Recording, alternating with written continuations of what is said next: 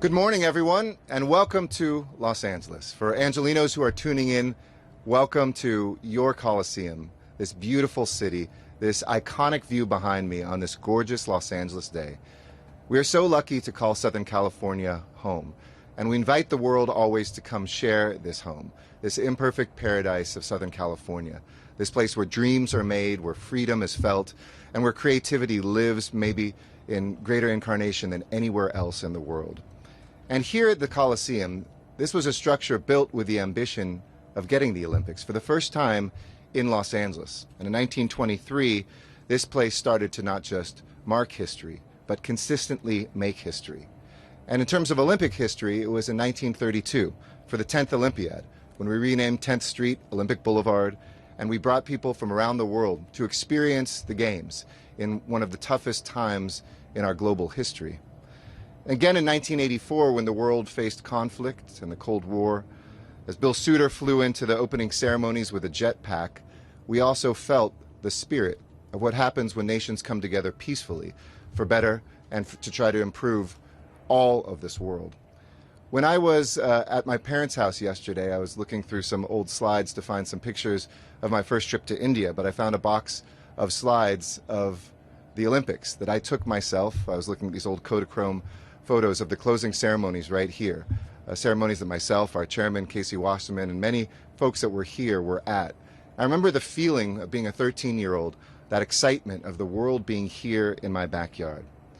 And I can't wait to feel that excitement again in 2028, when this stadium becomes the first stadium to host not just 2, which is already the record here, but 3 Olympic Games. Over the next 6 years, we're going to be getting ready for the 2028 Olympic and Paralympic Games. And above all, to work to make sure that every Angeleno feels what I felt in 1984, that this is her games, or his games, that each one of the Angelenos knows that not only the games themselves of the Olympics and the Paralympics for the first times is going to have amazing impact during those weeks, but will leave a legacy for the rest of our lives. That's what this executive directive that I'm signing today is all about. It creates a games cabinet for the first time here in Los Angeles, and calls for the coordination of our city departments represented by our extraordinary general managers who are here with us today, with LA 28, to create an Olympic legacy that we're not waiting for 2028 to begin to invest in, but that begins right now and endures long after the torch has been passed. Let me thank the partners who have made this possible, first starting with my amazing friends and partners on the City Council, represented today by the council member of the Coliseum, Curran Price of the 9th District. But he and his fellow council members have been involved from the very beginning with the same passion, with the same support, and with the same ambition about our games. Second, let me thank our general managers. These are the greatest unsung heroes that we have. Our commissioners, our directors, everybody throughout the city who has the same sense of excitement and who's come together across bureaucracies to make sure we can deliver a great games. And of course, my dear friend and our LA 28 chair, Casey Wasserman, who kindly put on a tie this morning and is here to represent an amazing team that is building up, led by CEO Kathy Carter, who we couldn't be more excited about her leadership and legacy, as well as somebody who represents the possibility of what legacy has been, LA 84 President and CEO Renata Simro, also a City Hall vet and somebody who has done an extraordinary job showing what happens when legacies last. I also want to thank my incredible team who's put this together. Erin, where's Erin? She's over here to the side. Please give, and the cameras won't be able to probably show her unless you want to pan over to her, Erin Broenheim, who has done an amazing person. She is a trivia whiz. She is an extraordinary public servant at the highest level in this country and has come together to be the point person at City Hall for this, and I'm so grateful for your work and your team. This may be the last or one of the last executive directives I ever sign, but it's a fitting bookend for me because the first day I became mayor, I went out to Los Angeles to pave the streets, the San Fernando Valley, where I grew up, and then I got back and I sent a letter to the Olympic Committee saying we were interested in hosting the Games. We wanted the Olympic and Paralympic Games to return and come here for the first time, and I knew what would be a once-in-a-generation opportunity to host again. And I have to admit I was a little selfish. My daughter, I did the calculation, would be the same age I was in 1984 in 2024. Well, she won't get to watch these Olympics as a 13-year-old, but as a 17-year-old, she'll watch the 2028 Olympics. And I knew that for families across the Southland, for volunteers who have already signed up in record numbers to participate, for the nearly 80% of Angelenos who express their support, and as I always have joked, at least 25% of people wake up against sunshine. So this is the highest poll numbers I've seen on anything, and it's consistent. We are ready to host, but we're already also ready to be a games changer, which we've always been. In 1932, a profitable games that was able to have for the first time an Olympic Village, photo finish, women's events, first time China competed. Here in 1984, a games that literally reinvented the model of how Olympics could survive and help the USOC get back on its feet.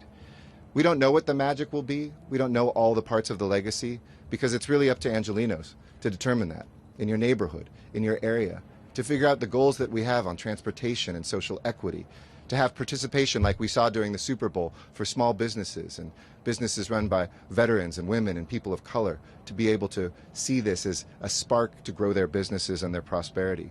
And the thing I'm proudest of already is that we were able to negotiate up front, and thank you to LA 28 for providing this to the city through the IOC as well, $160 million that we're spending on Play LA and other programs as well. But this gives every child an opportunity to participate in low-cost or no-cost quality sports programming in their neighborhoods.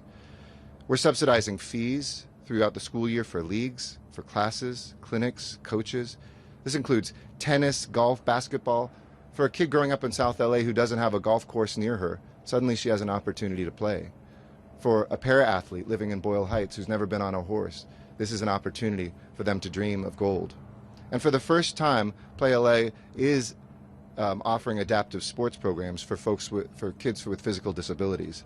So we know this will already be a new model for how a city can deliver the games. And this is not about new stadiums. We have those here. This is about new partnerships. And this is where we measure the experience not just in gold medals, but in new opportunities that will be available across the city. A games where our legacy is the young Angeleno who signed up for soccer or for judo thanks to Play LA, and it has the opportunity to compete in her own backyard. The community college student whose first job is working at the games and goes on to start a design company or a hospitality company that goes on and prospers. Or the small business owner who gets their first big break in 2028. Back in December, we signed an agreement with LA 28 that captured these priorities. But today, this executive directive is about getting to work and making sure that that gets implemented. I don't know who the next mayor of Los Angeles is, but she or he is going to have the time of their lives. It's going to be a lot of hard work, so sorry I'm not going to be here for that as mayor, but I will be here as an Angeleno, for sure. Proud, ready to help, and ready to support, and to pass on this executive directive and its structure to the next mayor and any mayors after that. I'm so excited to be sitting down here watching my daughter take pictures, probably with some 3D electronic device that hasn't been even invented, but one day to have that to share with her family and mine. With that, let me invite Kern Price, council member for the city's 9th district, a great champion of equity and innovation, and a great part of this team, to the podium. Thanks, Kern. Let's give it up for our mayor. He has really been not only a pioneer, but a leader. And so we appreciate your help making sure that, that we're here today. And our special guests are our friends from the LA 28, just a special shout out. Really appreciate the friendship and the support that is evident throughout this whole process. But to everybody, welcome to the new 9th. Welcome to the new 9th. Yeah, give it up. Yeah. It's an honor to be here today in the name of equity. Equity. Hosting the games in 2028 is going to be a monumental opportunity that's not only going to strengthen our city, empower our communities, but give Angelenos a voice that we have not had in a long time. The games are already, as the mayor pointed out, making a difference. Through the investment of our youth programming and our parks, they've been instrumental in increasing access to sports where far too often kids have been left behind. You know, I was out at South Park last week, South Park, Gil Lindsay Park. The kids are excited about signing up for baseball, for football, for being actively involved. As we progress forward, we're not only inspiring legions of young people to get outside and play, but we're also laying a foundation for their efforts. With the action that the mayor is taking today, the directive opens up an opportunity for our city to actively engage the community in planning how large events, such as the Olympics, can be more equitable to all the residents through a multitude of areas that spark social and economic growth, including supporting small businesses, local hire components, and other major priorities. So this is our chance to build upon the momentum of what the Olympics signify and to solidify a more inclusive and a more equitable Los Angeles. I'm thrilled to welcome the Olympics to LA, where the best of the best will come and folks will test their strength and go for the gold and see for once and for all that our city certainly is a city of champions. And we breed champions. That's what we do, right, Mayor? That's what we do. Go Rams.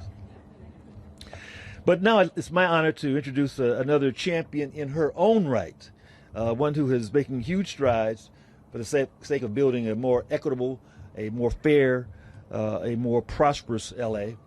The Executive Director of the LA Civil Rights Department, the Honorable Capri Maddox.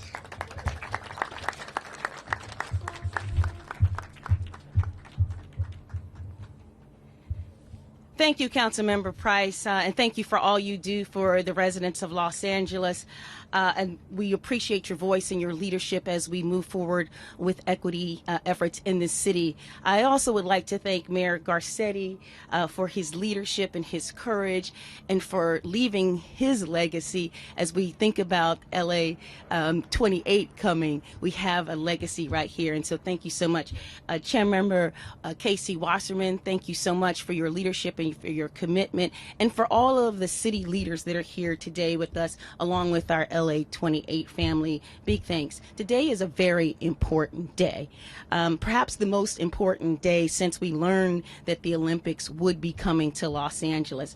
In 2017, the mayor announced that we would be a host city, but today we are announcing that the Olympic Games will do what they will do for Los Angeles. And so it's very important to not know that the Olympics are coming, but what the Olympics can contribute to Los Angeles. And this is not just for 2028. It's going to start ahead of 2028, and it will be with us for years to come because history is watching us in many ways. Executive Directive 28 shows us the roadmap for how these Olympic Games will serve our young people, our underserved communities, and our future. It's important to know that community engagement is at the heart and at the core of what we do at the LA Civil Rights Department. It is our role to amplify, empower, and advance the voices of Angelenos. We particularly want to hear from those most affected by the games, especially those who are the strength of this vibrant city. We're talking about our immigrants, our working class residents, local students, and those from underserved communities. These games belong to all of Los Angeles, and all of Los Angeles must feel its benefits. LA 84 built the tennis courts that young Serena and Venus Williams learned to play on. And thanks to the continued work of our very own Renata Simrel from LA 84, they continue to empower the youth from all backgrounds here in Los Angeles. LA 28 must bring more of these investments, more support for communities, and leave a legacy that Los Angeles can be proud of. The Los Angeles community has the opportunity to make this moment or to miss it. And thanks to the commitment from our mayor, our city council, my fellow general managers, along with the support of LA 84 and LA 28 partners, Los Angeles is ready to make this moment for equity, inclusion, and justice. We started a legacy of community resources in 1984, and we would continue to do it again in 2028. Now, I'd like to invite the chairman of LA 28, our very own Casey Wasserman, to share a few words. Thank you.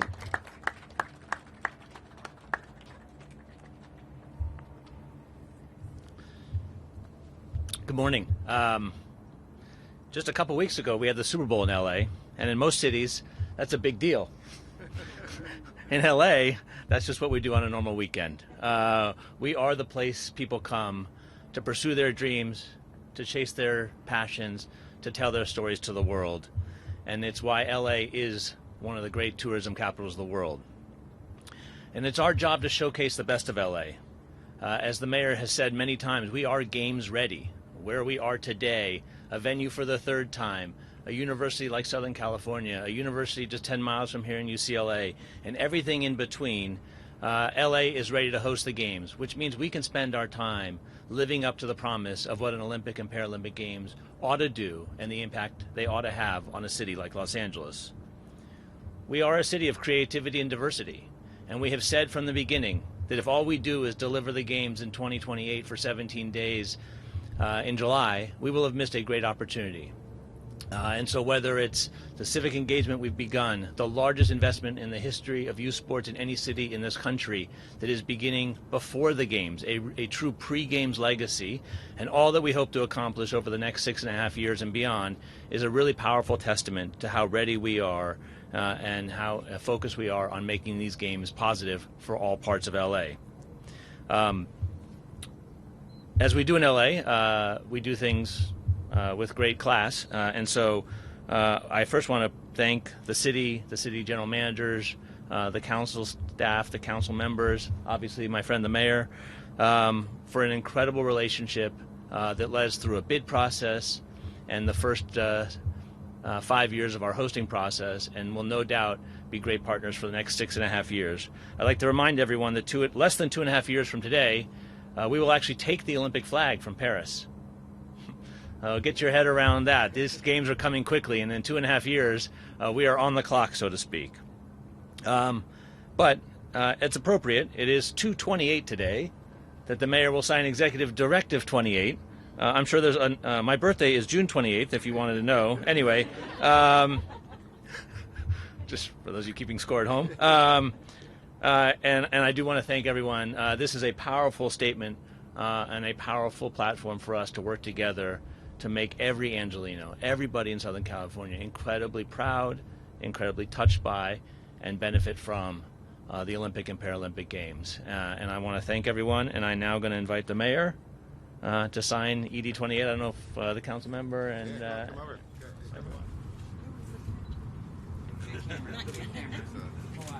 One here, please. Okay, great. Everyone can look up here, please. Perfect, thank you.